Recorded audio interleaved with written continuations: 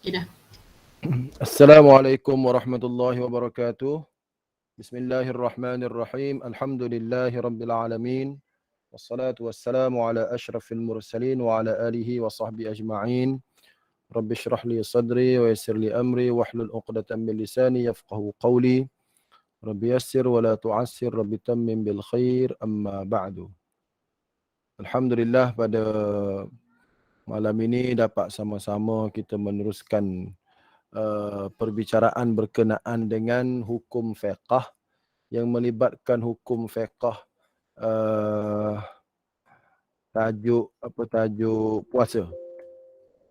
Hari ini tajuk kita qada, fidyah dan kafarah dalam ibadat puasa. Qada, fidyah dan kafarah dalam ibadat puasa. Ada yang kena qada saja, ada yang kena qada dan fidyah, ada yang kena fidyah saja, dan ada yang kena qada dan kafarah. Jadi siapa dia golongan-golongan yang kena qada saja, fidyah saja, kita akan bicarakan pada malam ini insya-Allah. Baik, yang pertama yang wajib qada. Dia tinggal puasa dan dia kena qada sahaja. Tapi tak perlu bayar fidyah, dia kena qada sahaja. Baik, siapa dia? Orang musafir. Musafir yang diharuskan syarak. Mana dia musafir, dia tinggal puasa, maka dia kena qada sahaja. Tak perlulah untuk dia bayar fidyah. Dia hanya perlu qada. Itu yang pertama. Yang kedua, sakit. Sakit, dia berbuka kerana sakit, maka dia kena qada saja. Yang ketiga, perempuan haid, nifas, itu semualah haid, nifas, itu juga kena qada sahaja.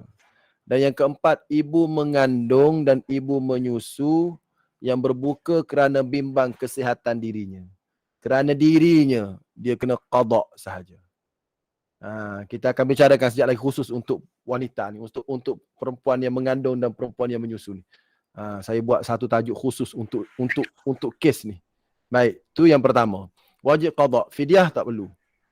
Baik, ini golongan yang pertama. Golongan yang kedua, wajib fidyah sahaja. Wajib fidyah saja. Pertama, pesakit yang tiada harapan sembuh.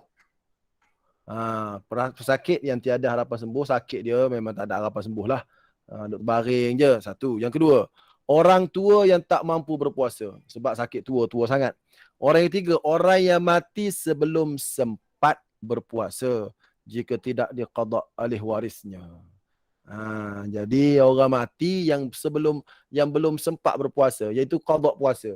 Dia mati, dia ada hutang puasa. Kemudian dia tak sempat qada, jadi waris pula tak tolong qada, maka wajib fidyah. Yang ni saya akan bicarakan secara khusus juga. Sebentar lagi. Dalam slide seterusnya. Baik, kita teruskan lagi. Setakat ni senang je ni. Yang ni biasa je ni. Baik. Kita pergi lagi seterusnya. Golongan yang wajib qada dan wajib fidyah. Qada pun kena, fidyah pun kena. Iaitu ibu yang mengandung atau menyusukan anak yang bimbang kesihatan anak dia.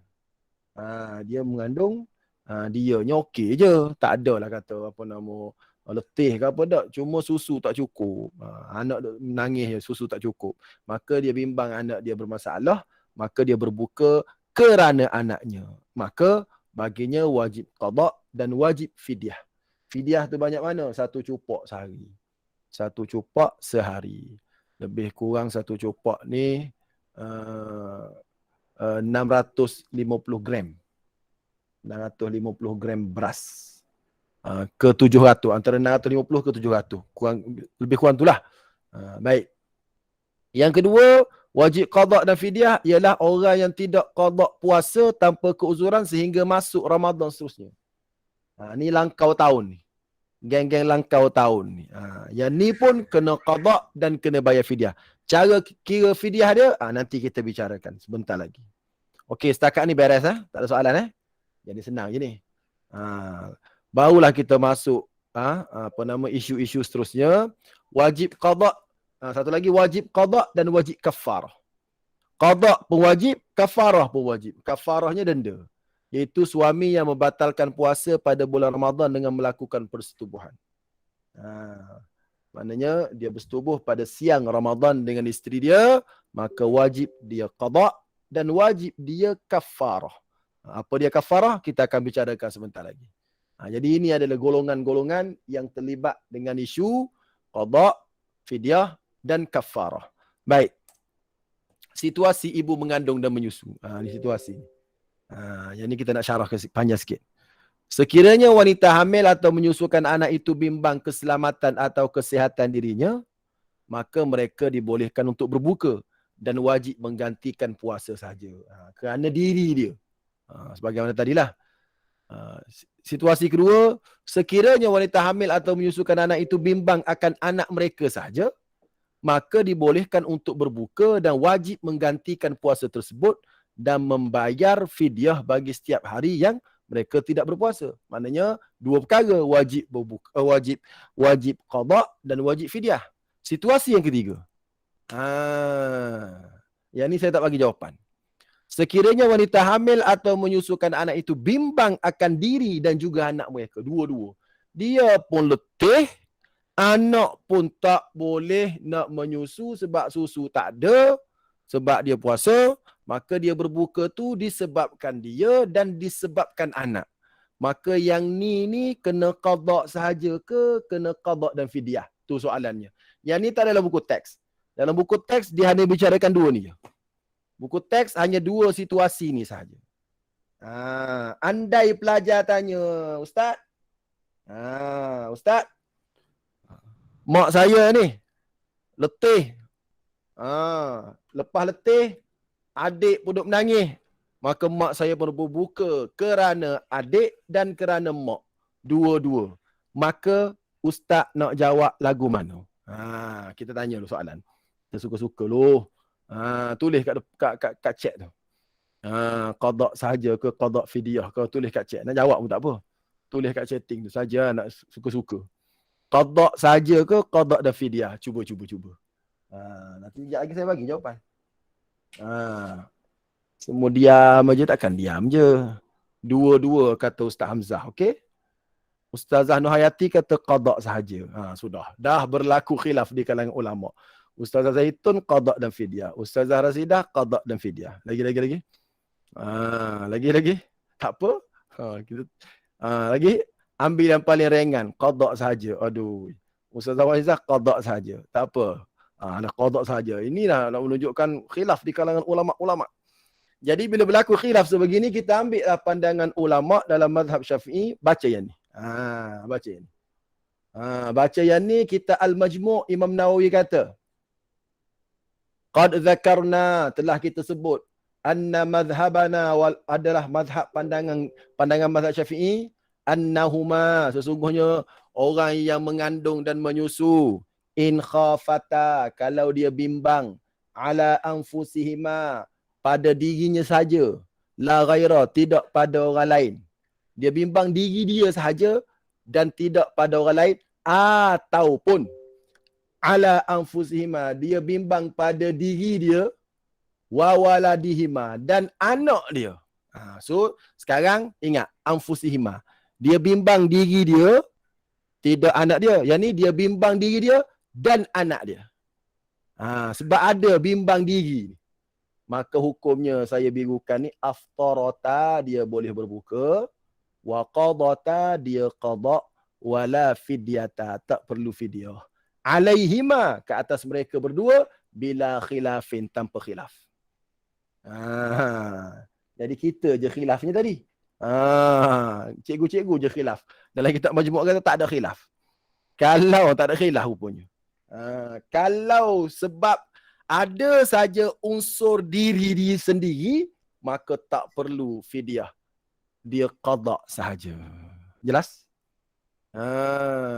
Tapi sekiranya wa in aftarata lil khawfi 'ala al waladi, kalau dia berbuka kerana dia bimbangkan anak dia, aftarata, bolehlah dia berbuka, wa qadata, dan dia qada. Was sahihu, dan pandangan sahih dalam mazhab Syafi'i. Apa maksud pandangan sahih dalam mazhab Syafi'i? Pandangan sahih dalam mazhab Syafi'i ialah pandangan anak murid Imam Syafi'i. Kalau dia kata wal azhar, itu maksud dia pandangan Imam Syafi'i sendiri. Kalau baca kitab Imam Syafi'i kena kenal lah tu. Kalau as-sahih tu maksud apa, al-asah tu maksud apa, al-azhar tu maksud apa. Kalau al-azhar tu ialah pandangan kata-kata Imam Syafi'i sendiri. Tapi kalau kata as-sahih maknanya mungkin pandangan al-Muzani, mungkin pandangan ar-Rabi', anak-anak murid Imam Syafi'i. Jadi mengikut pandangan anak murid Imam Syafi'i, yang sahih wajib fidyah. So, kita boleh sambung lah yang ni, situasi ketiga ni. Situasi pertama beres, wajib ganti puasa saja. Situasi kedua beres, wajib ganti puasa dan fidyah kerana orang lain semata-mata. Kerana orang lain semata-mata. Iaitu baby. Baik. Sekiranya dua-dua kerana orang lain dan kerana dia sendiri, maka jawapannya situasi yang ketiga ialah ni Ustazah Yasirah ajar saya ni. Kau buat putih dulu, dia kata. Dia ajar saya. Saya pun putihkan, kemudian saya hitamkan. Jawabnya wajib menggantikan puasa sahaja. Okey? Jelas? So, Ustaz, kalau yang saya ingat dulu kan, yang buku teks lama dulu dia ada situasi ni kan. saya tak ingat. Dia ada lah. Ada patut dia kata apa?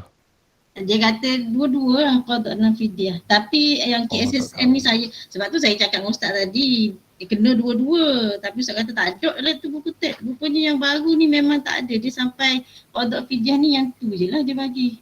Dia ada dua situasi saja dalam buku teks. Buku teks lama ada. Situasi ketiga tak ada. Kalau situasi ketiga ada dalam buku teks dulu, kalau ada lah dalam buku teks dulu. Ada, dia kata apa? Wajib qada dan fidyah. Dia situasi dia macam bimbang kesihatan diri dan anak. Kan ada kawan? Ingat tak? Betul lah. Betul. Tapi masa tu kita memang khilaf juga sebab bila kita bimbang kesihatan diri dan anak, maksudnya dia dah masuk kategori sakit. Kategori diri dia dia lah. Dia kena qada saja kan? Tapi masa buku teks lama memang betul. Qada dan fidyah. Ada tak yang tegur buku teks lama? Baru terasa ni Ustaz. Baru terasa lama dah. Umur saya. Yalah, sebab tu saya set dalam kepala macam tu. Tapi saya bila ada orang kata qada dengan fidyah, saya rasa aku ngajar dulu aku kata qada sahaja, tak ada fidyah. Apa Ustaz? Lepas tu tak ada. Saya ngajar dululah. Saya ngajar dulu, saya kata qada saja, tak ada video. Saya ngajar dululah. Saya ngajar di Mahat Tahfiz dulu. Waktu baca kitab Kifayatul Akhyar tu. Di Tahfiz tahun 1999 lah. Saya baca kitab Fathul Qarib. Fathul Qarib pun cakap gitu. Jadi hari ni saya bawa majmuk lagi besar pada Fathul Qarib lah. Jadi inilah dalilnya. Jelas tak apa yang lepas-lepas. Maksudnya yang baru ni dia dah upgrade lah Ustaz. Dia dah upgrade. Yang baru dah upgrade tapi tak ada situasi ketiga. Yelah, maksudnya dia just setakat yang ni je lah. Qada dengan fidyah dia nak yang tu je. Ibu yang mengandung atau menyusukan anak yang bimbang kesihatan anaknya. Tapi tak ada lah situasi ketiga ni. Jadi kena ambil peringatan lah. Kalau budak tanya, faham tak? Dua ni tak apalah kita jawab. Kalau budak tanya, tak tahulah yang ketiga ni, situasi ketiga ni. Kiranya nak ambil nanti Ustaz bagi. Tak apa, nanti kita bagilah dia punya apa nama PowerPoint ni. Okey, untuk ingatan lah. Okey? Sama sebab tu saya jawab kena dua-dua. Memang saya ngajar dulu buku teks, dia buat kena dua-dua. Lepas tu tu cerita. Ni kita baju ni baru tahu malam ni dah Ustaz. Baru tahu malam ni yang muja masuk malam ni. Tidak ikut masih lagi dua-dua. Alhamdulillah. Tapi apa ada ustazah tadi royak so, ada juga royak so. Mungkin dia baru tengok buku baru. Buku lama dia tak ada dulu. Buku baru tak ada Ustaz. Yalah, maka dia pun pakai ijtihad dia. Yang Ustaz Rizki dulu ngajar lah. Dia memang ada. Nak royak qada saja. Ustaz Rizki tak pakai buku teks, dia pakai kitab dia. Ustaz saya kan kita pernah buat dulu, ingat tak? Ana pernah buat pemurnian buku teks, ingat tak? Ada tak jadi ke? Ada kan yang anda kata mana tak betul, dia kata satu buah khuldi, ingat tak? Yang kita panggil untuk khusus untuk daerah JB je, ingat tak? Ada. Tapi ada ke yang ni? Ana rasa ada. Ada ke? Ana pun tak ingat dah, lama dah. Tu tahun 2012 lagi. Sebelum dapat GC ni, 2012 betul dah. Tu nak bagi tahu. Maknanya benda-benda macam ni kena Ustazah Raja bagi tahu. Buku teks lama je qada fidyah. Jadi sekarang dah keluar ni, ini saya sebut yang ni sebab ada dalam kitab Majmu' An-Nawawi. Okey. Wallahu alam. Jelas kitab Majmu' ni, jelas sangat. Dalam yang saya mengajar di sekolah tahfiz tahun 99, kitab Fathul Qari, kitab kecil pun sama. Sehingga saya ingat konsepnya kalau ada diri sendiri, maka tak perlu lagi fidyah sebab diri sendiri. Macam orang sakit, macam Ustaz cakap tadi, orang sakit mana kena fidyah lagi? Dia walaupun disebabkan anak, sebab anak tu dia datang sebagai menempel. Isu sebenarnya diri dia sendiri letih. Sebab tu saya cakap dengan Ustaz, saya punya konsep, tak tahulah betul ke konsep saya, kan saya buat konsep sendiri. Kalau ada poinnya anak, kena ada fidyah. Saya cakap dengan budak macam tu. Yelah, anti buat gitu tu sebab anti faham kitab lama lah, kitab apa, buku teks lama lah. Yelah, saya punya point ialah kalau sebab anak, sebab orang lain, okay, kena fidyah. Diri tu, kenapa kena qada? Sebab kita dah buka puasa. Lepas tu, waktu Ustazah cakap kat saya pun jawab. Saya punya point pula, kalau ada sehabis diri kita, tak wajib fidyah. Saya jawab gitu kan? Jawab pula tu. Saya dengan Ustazah ni bergaduh homo. Sudah sedap gaduh. Tak apa. Tapi saya ajar dulu, memang diri sendiri tu qada sahaja. Sebab masa belajar dulu pun memang qada sahaja. Bila melibatkan diri, dia kategori sakit. Anak tu datang kemudian. Betul lah. So, tapi masa buku teks tu kita just ajar macam tu, tapi saya beritahu pendapat memang qada sahaja. Dululah kita belajar dulu. Macam tu. Lah. Cuma Ustaz yang fidyah tu bekerja sepanjang tahun tu tak masuk Mana? Yang fidyah sahaja tadi. Yang bekerja berat sepanjang tahun tu. Tak ada. Ada dalam buku teks dulu? Tak ada, nak tanya yang Ustaz buat tadi tak ada dalam tu kan. Tak ada. Saya buat tu saya ambil buku teks tingkatan Tak ada dah buku teks baru, yang lama ada. Yang lama tu dia panggil al-amalu syaqqu. Orang bekerja kuat, dia harus berbuka. Dia bekerja berat sepanjang tahun. So dia kena bayar fidyah sahaja, betul tak? Dululah yang tu tak tahu. Yang tu tak tahu. Yang maksudnya syarat dia bekerja berat sepanjang tahun. Yang tu ada buku teks dulu. Sepanjang tahun. Daripada kita sepanjang tahun dia bekerja. Kerja berat je sepanjang tahun. Contohnya buruh kasar ke kan? Kasar. Dia tak ada kerjaan lain tu je yang dia mampu. Dia ada cuti juga tau. Kalau kita buku teks dulu ada kan macam tu? Ada. Dulu ada. Sekarang tak ada kawan. Tak ada dalam tu. Buku teks sekarang tak ada. Yang tu kita cek balik dalam kitab dalam kitab fiqh orang yang bekerja berat sepanjang tahun. Nanti kita cek balik, kita bagi tahu minggu depan pula. Ustaz, tapi masa saya belajar dulu lagi tu yang bekerja sepanjang tahun, ingat tak? Ingat lagi Ustazah cakap dia tak ada kan? Itu je kerja sumber pendapatan dia tak boleh ni. Kecuali dia tapi dia kena minta lah kalau dalam puasa. Tapi dia kena puasa juga. Dia kena try puasa. Kalau tak boleh baru boleh buka macam gitu. Dalam kitab fiqh sebut golongan yang diharuskan berbuka adalah al-amalu syaqq. Orang yang kerja kuat, yang berat. Yang tu diharuskan berbuka. Diharuskan berbuka, tapi dia tak masukkan dalam kategori boleh bayar fidyah. Saya tak jumpa dia kena cuba ganti. Tapi kalau lah persoalan sebenarnya kalau dia memang kerja berat sepanjang tahun, adakah dia kena bayar fidyah sahaja ke macam mana? Yang tu kita akan jawab minggu depan. Okey? Jelas. Okey, seterusnya. Lepas tu kiraan fidyah langkau tahun. Kiraan fidyah langkau tahun. Ini kes sebenar ni.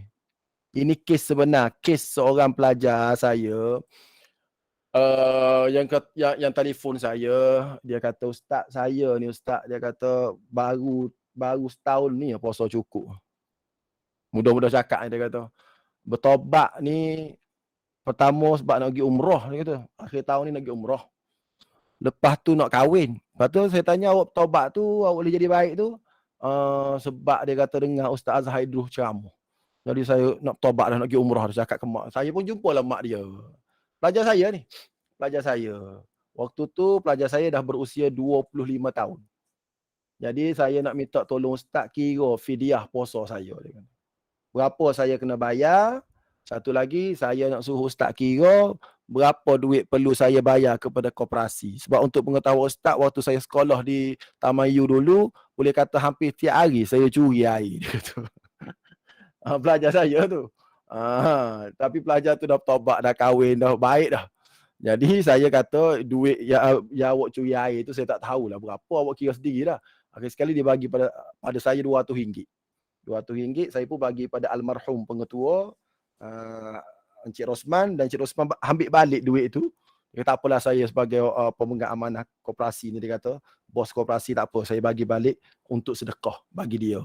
Tak apalah, dia dah bertobat, tak apalah, dia beritahu. Baik, saya ingat lagi dia buat gitu. Kemudian cuba ustaz kira puasa saya. Saya kata, awak puasa berapa hari? Boleh katakan setiap tahun saya hanya puasa 10 hari. 20 hari tak puasa. Boleh kata gitulah, mudah-mudah kira lagu tu lah. Hanya 10 hari je setiap tahun saya puasa. Lepas tu tak puasa. Oh gitu. Cuba ustaz kira. Saya pun kira. Inilah cara kiraan fidyah dia. Start pada umur 15 kan. Umur 15 tu dia tinggal puasa.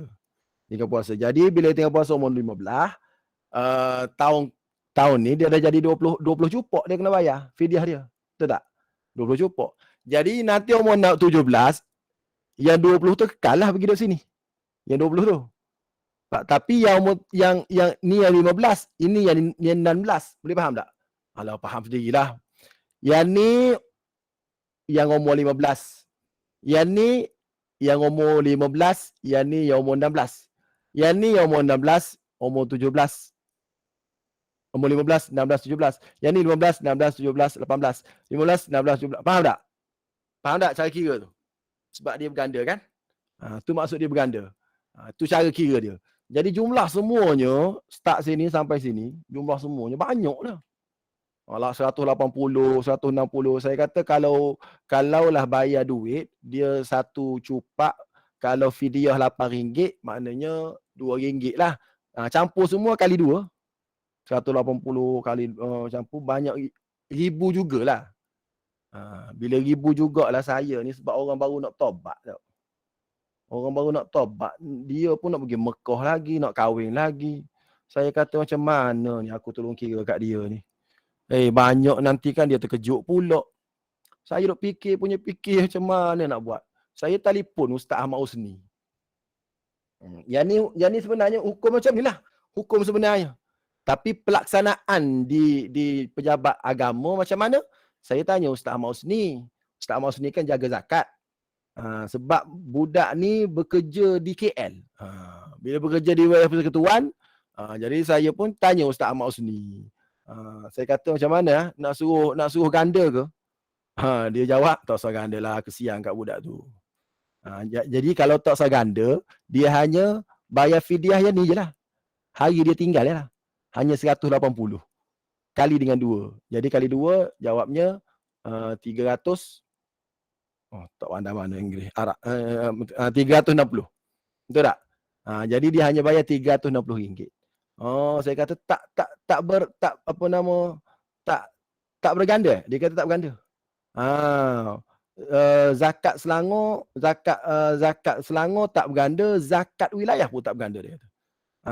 Fidyah kami ambil pandangan tak berganda. Jadi saya pun cari betul lah ni kalkulator fidyah.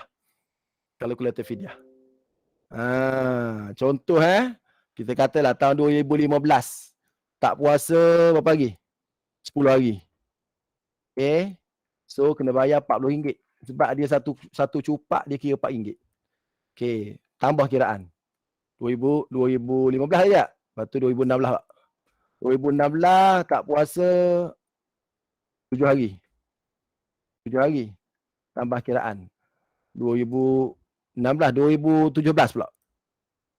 2017 tak puasa 15 hari. 2017.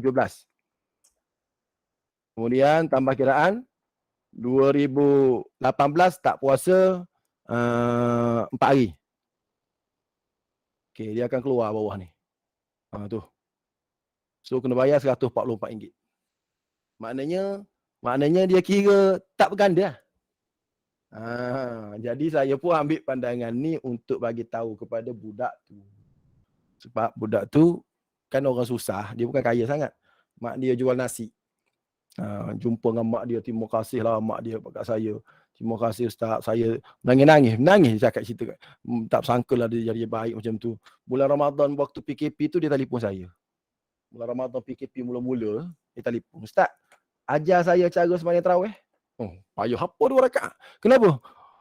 Terperangkap rumah mak mertua suruh jadi imam tarawih. Sembahyang tak reti. Habis selawat-selawat tu kena selawat ke tak? Dia tanya. Saya kata tak wajib selawat tu, semayang je. Habis kena selawat, ustaz ajar cara selawat. Tak apalah, awak semayang je. Susah dia kata. Terperangkap rumah mak mertua. Sampai sekarang pun saya masih lagi berhubungan dengan dia. Jadi inilah ceritanya. Jadi dari segi hukum asalnya lagu ni lah. Hukum asalnya. Hilang kau tahun, dia berganda. Tapi pelaksanaan di Malaysia, saya tengok Selangor tak macam tu. Wilayah pun tak berganda. Tak tahulah dia ambil pandangan mana. Jadi kita ni satu, kita ajarlah yang mazhab Syafi'i ni.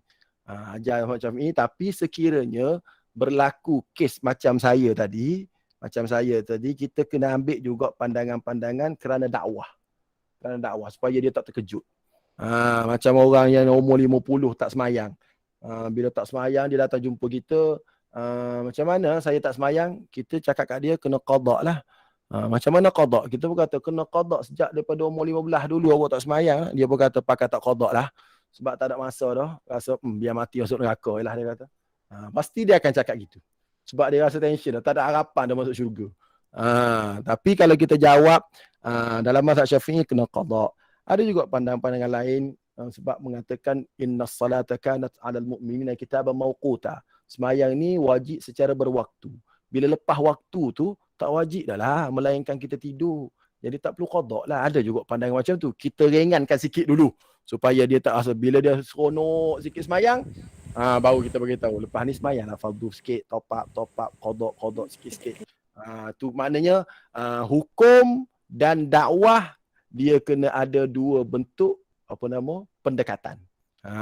Kena pandai. Saya nak bagi hukum ni tapi saya fikir balik dia. Saya nak bagi hukum ni kat dia tapi saya fikir dia baru nak bertobat, duit nak. Tu yang saya rujuk Ustaz Ahmad Husni tu. Ustaz Ahmad Husni pun bagi tahu pandangan mufti dia. Dan kebetulan cantiknya dia duduk kat Selangor. Dia duduk kat wilayah. Saya pun suruh tu pergi jabatan mufti wilayah. Dia pun terus buat. Selesailah. Itu 2 pandangan lah.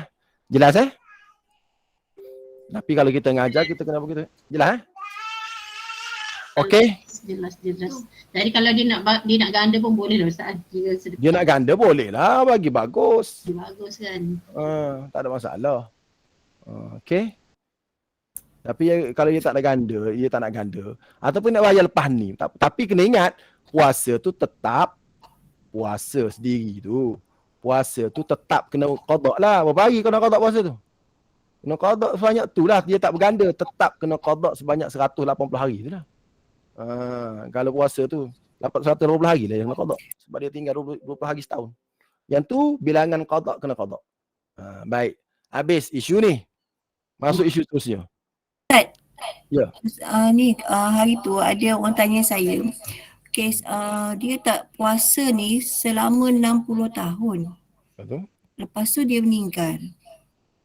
Lepas tu waris dia tu pasal ganda ni memang dia kata tak berganda lah. Sebab dia kat Selangor kan memang tak berganda.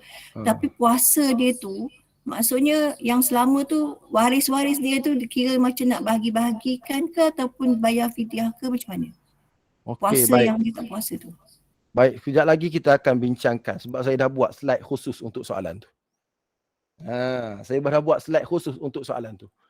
Menghuraikan hadis mamata wa alaihi siyamun sama anhu waliyuhu. Siapa-siapa yang meninggal dan dia ada kewajipan puasa yang belum dia lunaskan, maka boleh dipuasakan oleh penjaga-penjaga dia. Apa maksud? Kita bincang sekejap lagi.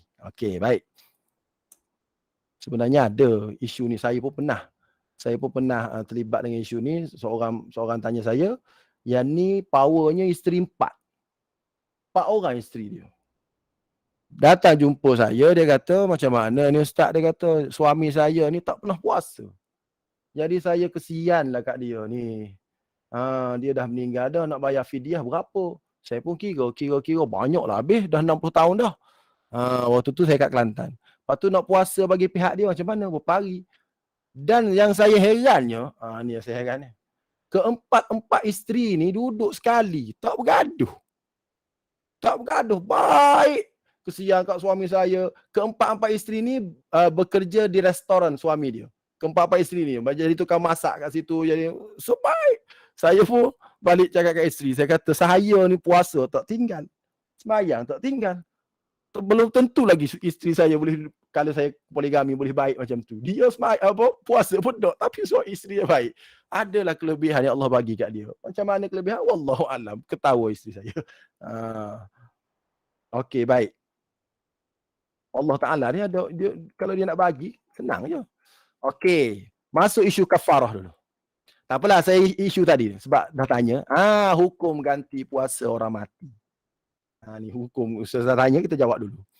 Sekiranya seorang itu mampu untuk mengqadakkan puasa yang ditinggalkan sama ada sebab uzur ataupun tidak, namun tidak diqadakkan sehingga dia mati, maka pandangan dalam mazhab Syafi'i, mazhab qadim, tetapi ia rajih dan disahihkan oleh muhaqqiq, dalam keadaan begini dibolehkan bagi wali untuk berpuasa bagi pihak si mati, namun tidaklah dilazimi akan perbuatan tersebut.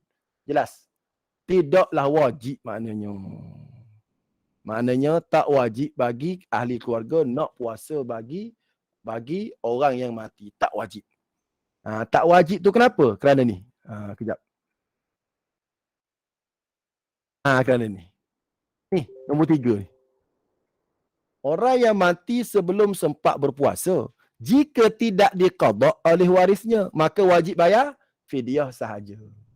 Jelas Ustazah? Jelas kan Ustazah? Maknanya kan isunya orang ni mati tapi sebelum sempat puasa, kena bayar fidyah kalau tidak diqadak oleh warisnya. Okey? Jadi maknanya tidak dilazimi perbuatan tersebut. Sebab soalan ni pun biasa orang tanya ni. Baik.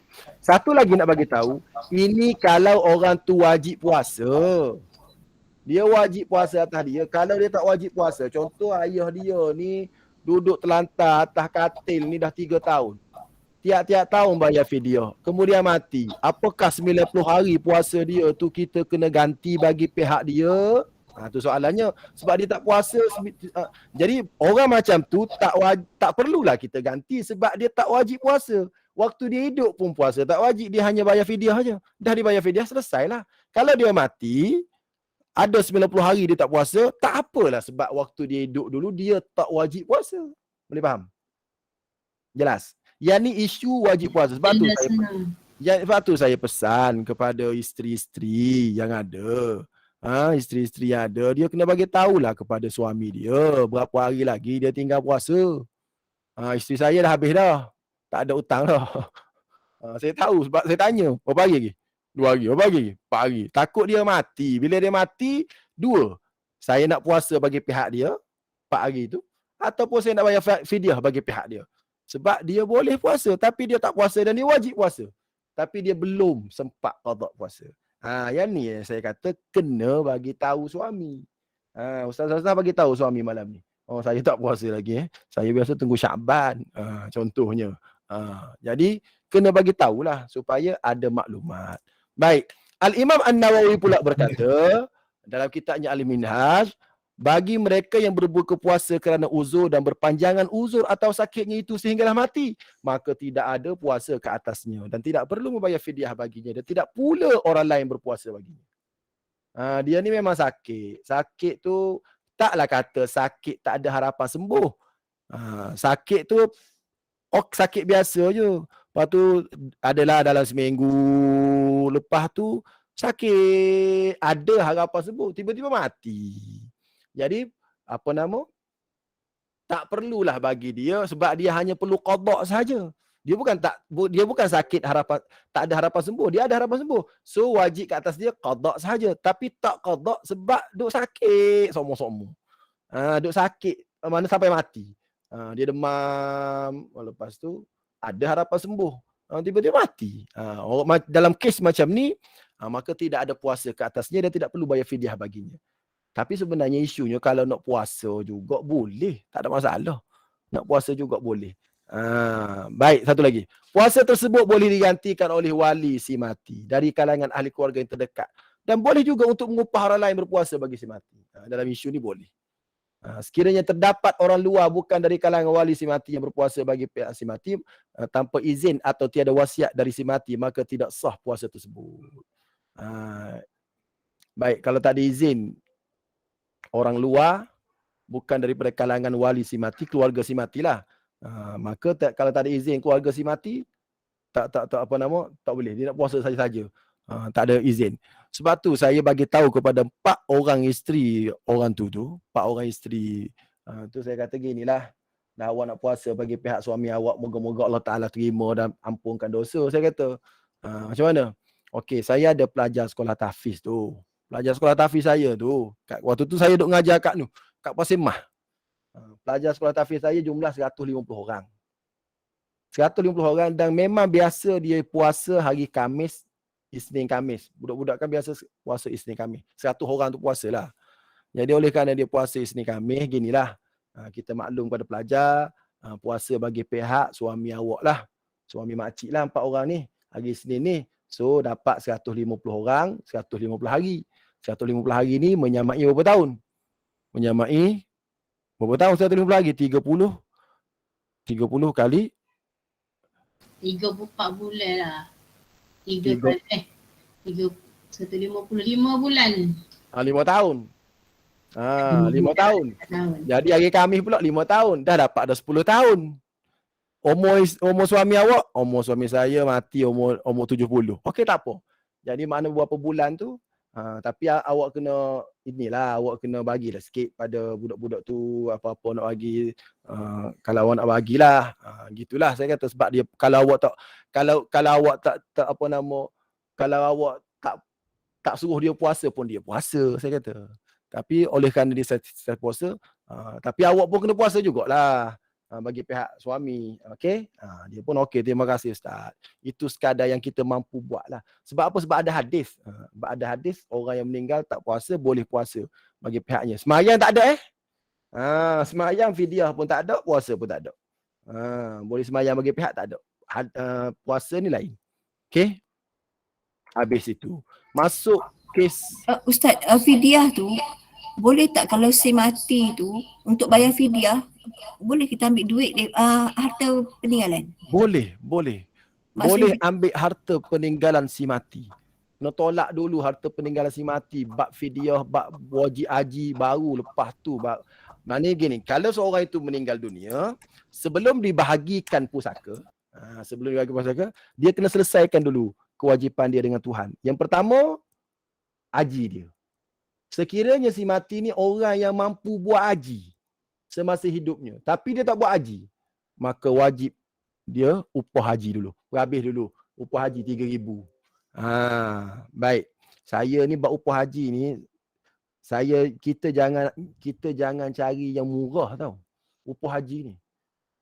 Sebab kita guna harta si mati. Ambil yang mahal pun tak apa, tapi sikit. Jadi sikitlah pula pada waris sebab kita guna. Sebab apa saya kata? Sebab harta dia, dah kewajipan dia. Saya ingat almarhum ayah saya meninggal tak sempat pergi haji, umur 56. Dia tak sempat pergi Mekah sebab dia meninggal muda. Lepas tu dia miskin, tak ada duit. Jadi bila dia meninggal, dapatlah duit gratuiti. Dia dapat duit gratuiti tu, benda pertama saya buat ialah upah haji. Dan cara saya upah haji ialah saya suruh sepupu saya, anak saudara almarhum ayah saya ni yang duduk kat Mesir. Sebab dia dah pergi haji, anak dia tak boleh buat haji bagi anak ayah saya sebab ada seorang pergi haji ke tu. Saya telefon kepada sepupu saya, Alawi, minta tolong saya nak wakilkan supaya awak buat haji pada ayah saya. Berapa kos semua kita tanggung. Semua kita tanggung. Mahal lah. Bukan 1,000, bukan 3,000 dak. Mahal lah sikit. Tak apa. Kos kita tanggung. Sebab bukan duit saya, duit ayah. Lepas tu hari nak pergi dia telefon. Anak saudara, sepupu saya telefon. Dia kata, Rifki, saya rasa berat sangat nak buat untuk Poksu. Rasa tak macam buat untuk diri sendiri. Sebab bila nak buat untuk orang lain ni, saya rasa tanggungjawab berat, dia kata. Saya kata, kalau awak rasa tanggungjawab berat, saya bersyukur banyak-banyak. Awak buat sehabis ikhlas sebab awak buat untuk bapa saudara awak. Jadi puas hati, saya puas hati. Ni setengah kita cari yang paling murah. Ni kena betul ni. Kena betulkan. Cari yang paling murah. Padahal duit tu duit ayah kita. Betul tak? Cari paling murah. Tak betul tu. Cari yang mahal, yang puas hati. Kalau tabung haji, confirm. Yang confirm dibuat sana. Yang tu lagi bagus. Tu yang pertama. Haji. Yang kedua, hutang-hutang dia. Yang ketiga, fidyah dia. Apa-apa semua. Lepas tu, barulah harta pusaka. Belum lagi. Harta sepencarian dulu. Harta sepencarian dulu. Maknanya isteri akan dapat banyak sikit. Sebab dia dapat harta sepencarian. Habis harta pencarian tu, barulah kira pusaka. Macam saya kan, isteri saya tak bekerja. Kalau saya meninggal dunia, bukan terus isteri saya dapat faraid dulu. Tak. Saya pastikan isteri saya kena dapat harta sepencarian dulu. Walaupun dia tak bekerja, tapi sebab dia duduk kat rumah jaga anak-anak saya lah, saya boleh ceramah, saya boleh kerja, saya boleh ngajar tu. Jadi ada hak sepencarian untuk dia. Maka bagi kat dia dulu, lepas tu baru bagi pusaka. Tu kaedah dia tu. Jadi sebelum pusaka dibahagikan, benda tu dah kena buat tu. Jadi fidyah tu adalah daripada harta si mati. Jelas? Dan sekiranya si mati tak meninggalkan harta, boleh tak ahli keluarganya ni ambil harta ahli keluarga sendiri? So anak dia belanja untuk bapak dia. Boleh.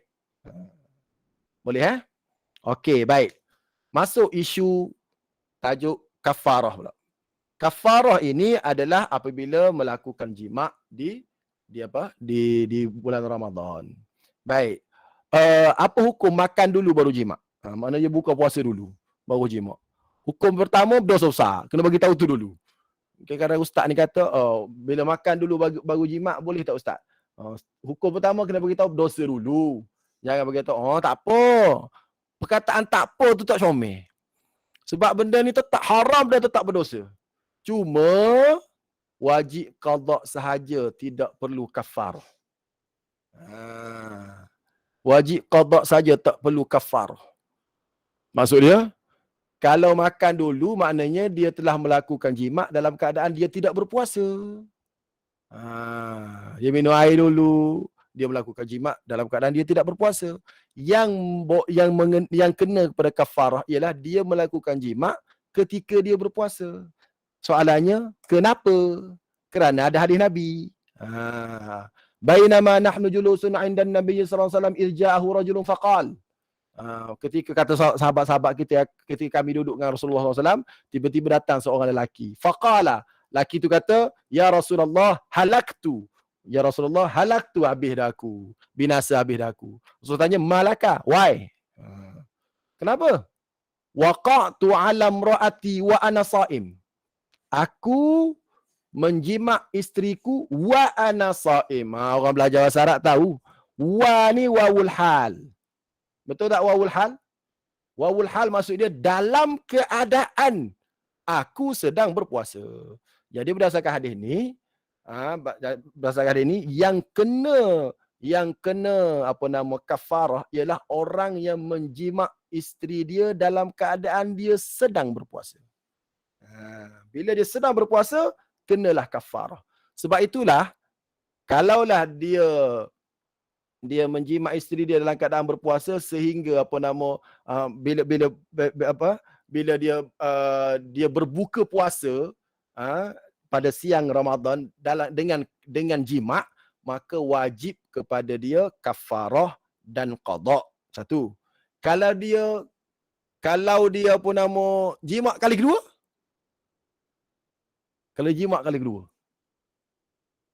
hari yang sama. Pukul 10, pukul 2 pula jima' pula. Dia kena 60 hari ke dia kena 120 hari? Tadi dah terbuka dah batal dah. 60. Pandai tu jawabnya. Sebab tadi dia dah terbatal, dia tak puasa dah. Kalau jima' kali kedua, tak kenalah kafarahnya. Yang kena kafarah yang pertama saja. Sebab jima' kali kedua dia tak puasa dah. Boleh faham? Saya teka pada anak murid saya. Apa hukum kentut 2 kali? Batal wuduk ke tak? Ustaz Zahira, kentut 2 kali batal wuduk ke tak? Kentut ni. Sekali batal, 2 kali lagi lah batal. Kali batal, 2 kali lagi lah batal. Salah Ustaz Soleh. sekali je batal, yang kedua tak batal dah sebab wuduk tak ada dah. Kentut sekali, batal lah wuduk. Kentut sekali lagi, tak batal lah wuduk sebab wuduk tak ada dah. Ustaz pun buat aku bisa duduk. Budak Allah Ustaz. Saya tanya budak pelajar kelas. Apa hukum kentut 2 kali? Batal ke tak batal wuduk? Oh, batal. Tak batal, saya kata. Ya betul Ustaz. Batal apanya? Awak kentut sekali? Batal. Kentut sekali lagi? Nak batal apa lagi kentut sekali lagi? Sebab wuduk tak ada dah. Oh, tu soalan kebak. Cuba buat soalan kebak tu. Aku rasa bukan setakat budak. Soalan Cikgu pun salah. soalan kebat. Sama dah juga dengan kes ni. Buat kali kedua, tak kenalah. Sebab buat kali pertama tadi dah batal puasa. Boleh faham? Tu je isunya. Baik. So soalannya kenapa kalau makan duduk? Sebab jelas hadis ni kata, ni dalilnya. Waqa'tu ala mra'ati wa ana sha'im. Baik. Timbul pula persoalan lain lagi. Kalau dia buka puasa ketika dia qada Ramadan. Satu hal pula, dia qada. Bulan Ramadan dia tak puasa. Dia dia sakit ke, tak puasa. Maka dia pun berbuka. Kemudian waktu dia qada, waktu qada dia jima isteri dia waktu qada Ramadan. Bukan bulan Ramadan, waktu qada Ramadan. Faham tak? Kena qada semula ke kena kena kafarah juga? Kena qada semula Ustaz. Tak kena kafarah Jawapannya tak kena kafarah. Sebab bukan bulan Ramadan. Sebab isu ni bila dilakukan pada bulan Ramadan. Habis itu. Baik, selesai. Timbul pula, kafarah atas isteri juga ke? Kafarah pula. Kafarah pula. Kafarah pertama kena merdekakan hamba. Kedua kena puasa 2 bulan berturut-turut. Ketiga kena beri makan miskin 60 orang. Baik, timbul pula persoalan. Alat tertib, ikut tertib ke boleh pindah nombor 3 terus? Okey. Cuba jawab. Wajib tertib ke pindah nombor 3 terus? Mana tertib? Jawabnya wajib tertib. Kalau ada merdeka hamba, kena merdeka hamba. Kalau tak mampu, barulah puasa 2 bulan berturut. Kalau tak mampu, bagi makan fakir miskin 60 orang. Dalam saya baca tadi, fatwa daripada Mufti Mesir. Saya baca tadi, dia marah kepada orang yang terus jawab beri makan miskin 60 orang. Dia tak boleh, dia kata, kena suruh dia puasa. Dan sekiranya dia tak mampu berpuasa dengan apa? Dengan kenyataan doktor, barulah dia boleh beri makan miskin 60 orang. Dalam fatwa dia lah saya baca tadi. Baru baca. Kalau doktor kata tak boleh 2 bulan berturut-turut, tak boleh. Barulah dia boleh beri makan miskin 60 orang. Berturut-turut. Maksud berturut-turut kalau dia dah puasa selama 40 hari. Hari 41 buka. Tak mampu puasa. Hari 41 tak puasa. Maka dia kena start 1 semula. Saya ingat lagi waktu belajar dulu, saya tanya, kenapa gitu Ustaz? Letih lah lagu tu. 60 hari berturut-turut. Dia kata, kena start semula macam semayang. Kalau kau start semayang takbir dan kau kentut waktu baca tahiyat akhir, kau kentut, adakah kau ambil air semayang, kau terus duduk tahiyat akhir ke, kau takbir semula? Jawabnya takbir semula. Sama dalam kes ni dia kata. Kena start semula. Dia kira batal. Oh gitu. Saya kata, okey jelas. Kalau budak tanyalah kenapa, tu jawapannya. Tu jawapan dia. Puasa dulu tu. Tapi saya ingat lagi ustaz tu cakap. Dia kata apa? Ustaz Abdullah Isa rahimahullah. Dia kata, rasanya nak puasa 2 bulan berturut-turut pun rasanya tak mampu juga orang ni. Kenapa tak mampu? Sebab sebulan pun tak mampu dah. Sebulan. Kan sebulan puasa Ramadan tu. Pun KO dah. Nak suruh 2 bulan lagi KO lah. Jadi kalau tak mampu, turun nombor 3. Beri makan miskin 60 orang. Baik. kafarah, adakah wajib kepada isteri juga ke suami saja? Okey, saya sebut 4 mazhab. Al-kafaratu wajibatun 'alal mar'ati khilafan lisy-Syafi'i. Kafarah wajib kepada perempuan juga. Satu mazhab je kata kepada lelaki sahaja, iaitu Syafi'i. Okey, idza jumi'at al-mar'atu fi nahar Ramadan ta'iatan yalzamuha al-qada. Apabila disetubuhi perempuan pada siang Ramadan dalam keadaan dia pun okey, dia taat, dia taat suami dia, maka wajib ke atas isteri tu yalzamuhal qada'u. Wajib ke atasnya qada' wal kafarah, dan wajib kepadanya kafarah. Dan ini adalah pandangan mazhab jumhur yang terdiri pada Hanafi, Maliki dan Hambali, dan satu qaul daripada pandangan mazhab Syafi'i. Tapi pandangan yang muktamad dalam mazhab Syafi'inya wajib ke atas apa? Ke atas suami sahaja untuk puasa 2 bulan berturut-turut untuk bayar 60 orang fakir miskin. Isteri tak wajib. Ini mazhab Syafi'i. Kalau mazhab lain, tak kena dua-dua. Wa awdaha Jumu'ah, dan Ali Jumu'ah. Ali Jumu'ah ni mufti Mesir. Menerangkan dalam fatwanya, dia kata annal ulama ikhtalafu fi halil kafara 'ala az-zawj wa az-zawjah ma'an. Ulama berselisih pandangan adakah kafarah itu ke atas lelaki dan isteri sekali.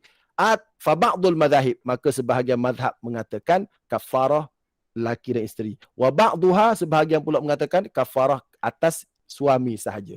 Adapun isteri wajib qada sahaja. Ini pandangan mazhab Syafi'i. Wa in kana al-ithnani syarikaini fil ithmi wal ma'siyah. Walaupun kedua-duanya bersyarikat, bersekutu, berkongsi pada buat dosa dan maksiat, tapi yang kena suami sahaja. Itu pandangan mazhab Syafi'i. Kenapa berlaku khilaf? Berlaku khilaf ni kerana kerana hadis Nabi itu hadis yang cerita tentang ni, hadis ni sambungan kepada hadis ni panjang lagi. Nabi tak bagi tahu pun, suruh lelaki yang menjimat isteri dia tu Nabi tak bagi tahu supaya isteri dia qada juga. Isteri dia kafarah juga. Jadi Nabi bagi tahu dia sahaja. Jadi Imam Syafi'i ambil pandangan tu lah. Ambil pandangan tu kerana Nabi tak suruh pun isteri dia. Tapi mazhab lain pula ambil pandangan lain kerana dua-dua melakukan kesalahan. So dua-dualah kena denda. Gitu. Wallahu a'lam. Habis dah hari ni, padahal letih hari ni 4 ceramah hari ni. 4 program. Pukul 8 sampai pukul 9, pukul 9.30 sampai 10.30, pukul 2.30 sampai pukul 4, malam ni pula. Banyaklah. Okey? Ada soalan Okey. Ustazah ada soalan? Lagi PowerPoint tu dekat. Tapi Ustaz Okey. tulis dululah maksud dia ni. Itulah. Ustaz, Okey. Assalamualaikum Ustaz. Nak tanya sikit. Assalamualaikum. Ni Ustaz Kamal. yang berkait dengan Ustaz Mahazir Jul gitu kan. Yang dia terang bab kafarah ni. Makna ada seorang ustaz tu dia kata Ustaz Mahazir Jul mengelirukan pendapat. Sebenarnya memang hukum fiqh ni apa yang Ustaz Mahathir Jul bagi tahu tu betul. Betul lah, dia kata bila makan dulu maka tak wajib lah kafarah, qada sahaja. Jadi dia bagi tahulah helah tu, kalau orang tak tahan dia bagi tahu helah. Jadi ustaz ni pun jawab, dia kata tak sepatutnya ustaz tu ajar helah macam tu. Jadi bagi saya lah,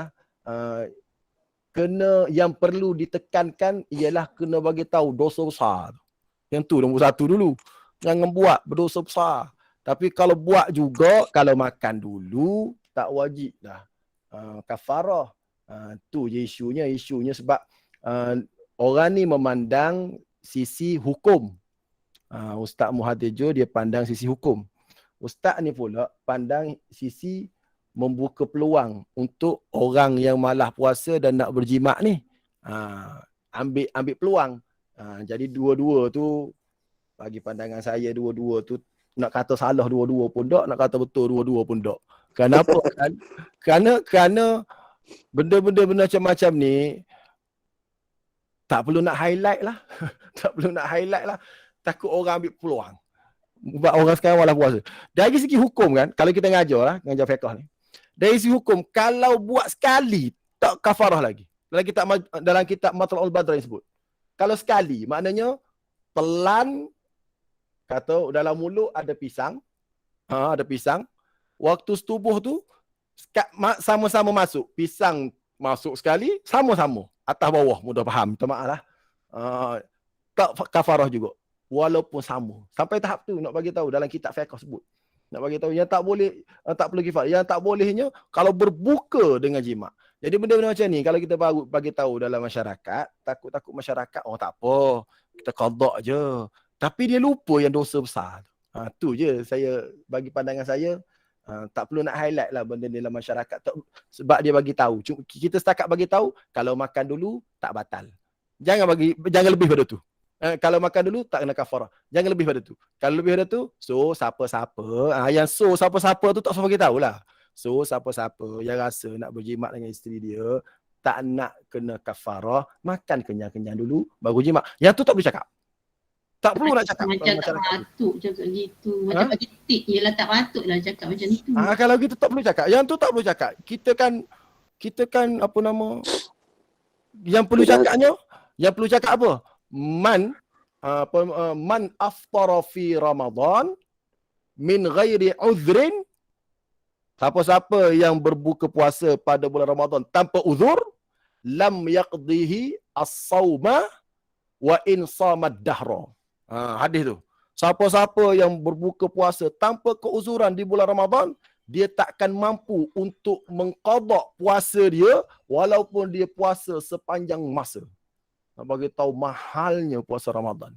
Jangan kita buka walaupun sekali kalau tak ada apa-apa keuzuran. Yang tu kita kena tekankan dalam masyarakat kita.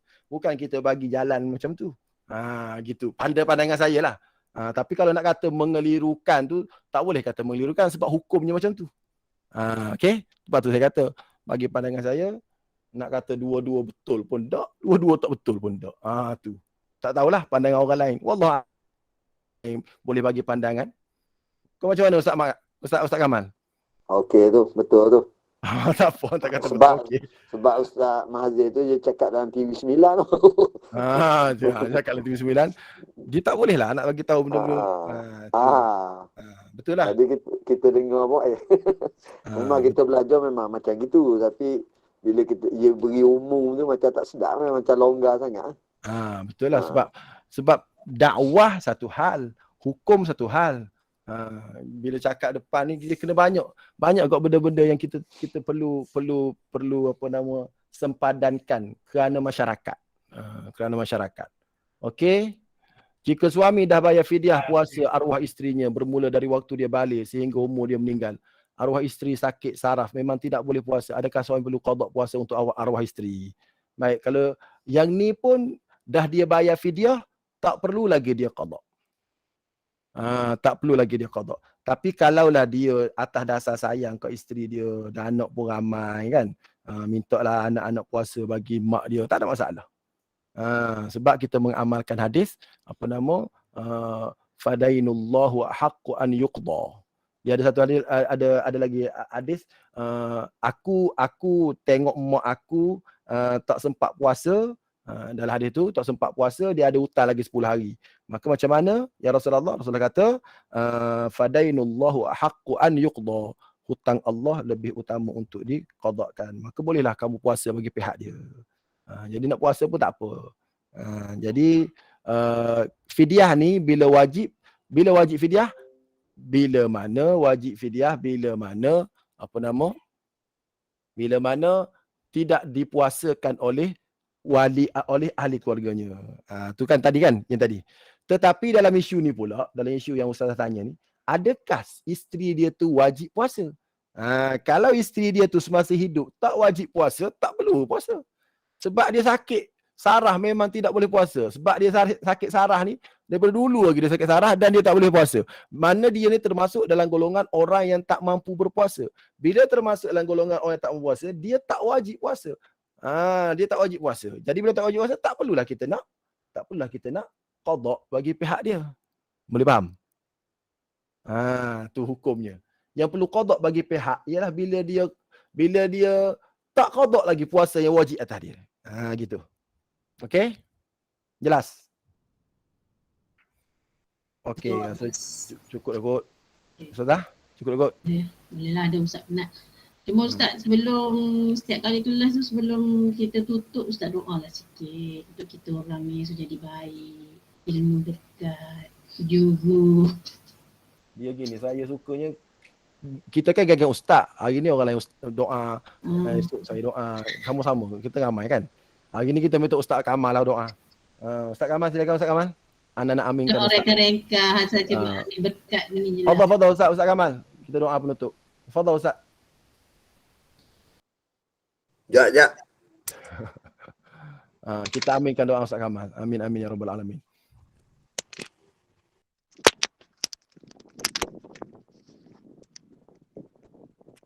للنبي الكريم وآله وأصحابه الكرام الفاتحة. أعوذ بالله من الشيطان الرجيم. بسم الله الرحمن الرحيم.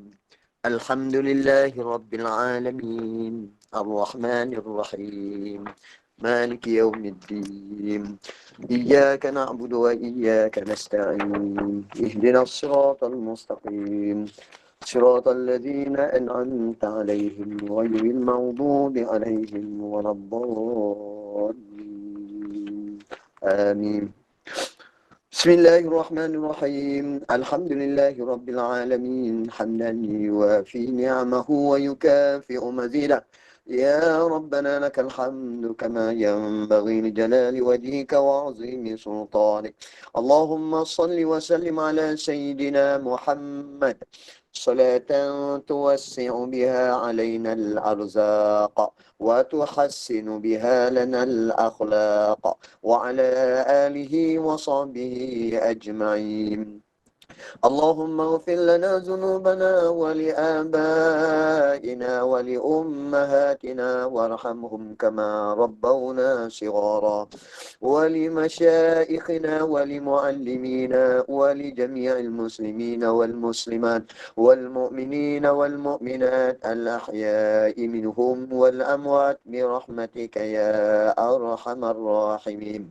اللهم إنا نعوذ بك من الهم والحزن ونعوذ بك من العجز والكسل ونعوذ بك من الجبن والبخل ونعوذ بك من غلبة الدين وقهر الرجال. اللهم إنا نعوذ بك من الكفر والفقر ونعوذ بك من عذاب القبر. لا إله إلا أنت. اللهم عافنا في أبداننا. اللهم عافنا في أسماعنا. اللهم عافنا في أبصارنا. رضينا بالله ربا وبالإسلام دينا وبمحمد نبيا ورسولا. ربنا اغفر لنا ولإخواننا الذين سبقونا بالإيمان ولا تجعل في قلوبنا غلا للذين آمنوا ربنا إنك رؤوف رحيم. ربنا هب لنا من أزواجنا وذرياتنا قرة أعين واجعلنا للمتقين إماما. ربنا آتنا في الدنيا حسنة وفي الآخرة حسنة وقنا عذاب النار. وصلى الله على سيدنا محمد وعلى آله وصحبه وسلم. سبحان ربك رب العزة عما يصفون وسلام على المرسلين والحمد لله رب العالمين. تقبل الله منكم ومنا ومنكم. تقبل يا تقبل يا كريم. شكرا جزيلا. جزاكم الله خيرا كثيرا أستاذ كمال.